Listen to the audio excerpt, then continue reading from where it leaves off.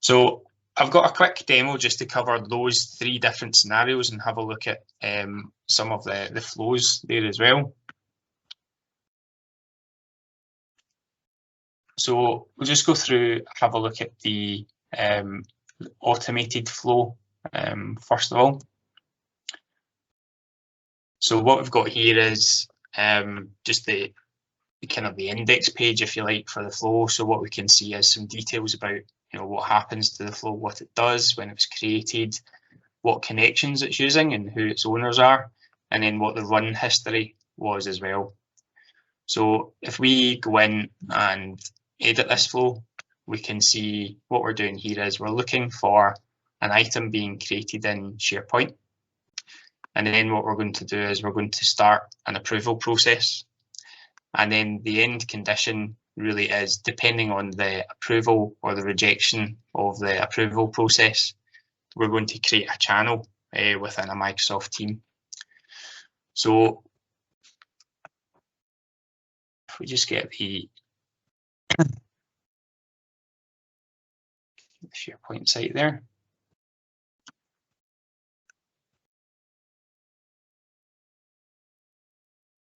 So we've got a SharePoint list here with our Teams channel request. And what we would do is just add a new item into here.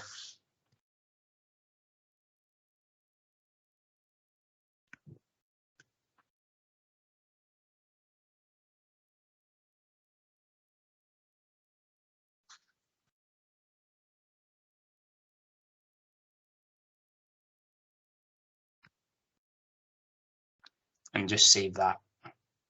And then that's the new item added into the list. And what will happen is that will trigger this flow. So we'll start to see it appear in here. And then what will happen is we should get an email once the flow runs. So an email will drop in there with the approval and reject. And then what we're looking to happen is it should add this channel into here if we accept this.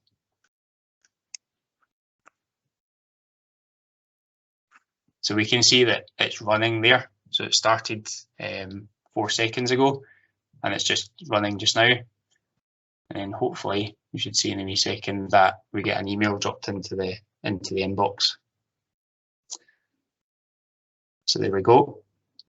So then we go into the email and we've got the approval rejection. So I want to create a channel called automate event. I can choose whether to approve that or reject that.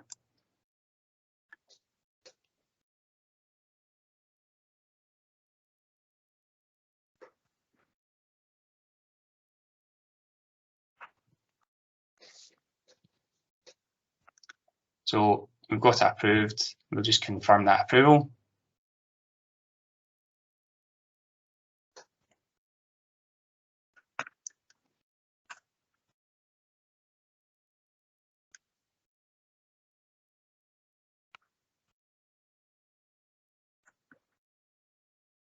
And if we look at the run history, we can see that succeeded.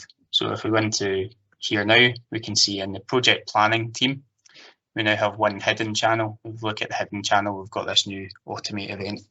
So the kind of scenario for that one would be that, you don't want to give everybody access to create new channels within Teams, but people need the ability to make a request to be able to do that. So you could give them a SharePoint list or some other form that they can fill out to request a channel, and then you can take that through an approval process and get the Power Automate to effectively do the work to create that channel, and all the person has to do is just decide whether that's a valid request or not. They don't need to worry about what's behind it, and they don't need to go and do anything to create the channel. The other good benefit you're going to get out of that is you've got a consistent approach to either creating channels or creating teams.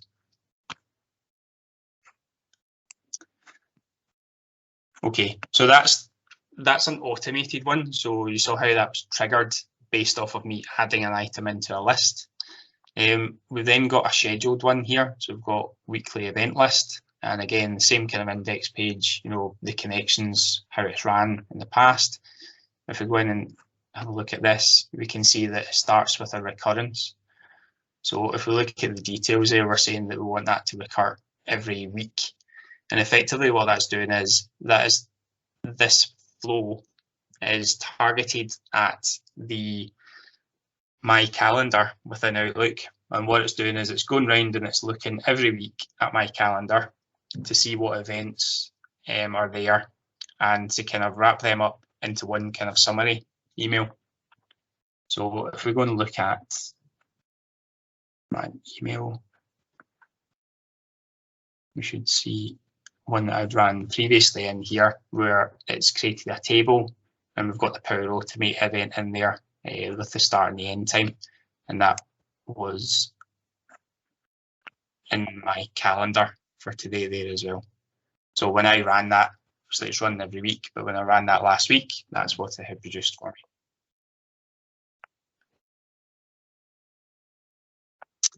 Okay, so that's an example of a scheduled flow.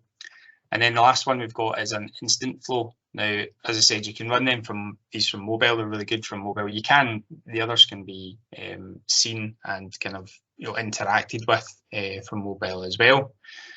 But this create new Outlook task one, because it's an instant flow, we'd need to just run it. And then what happens is we get asked to provide some properties in here. So we'd provide a task and a task description and then set a due date. And then what that would do is that would create a new Outlook task for us within Outlook. So that's a good example of just being able to add a task straight away.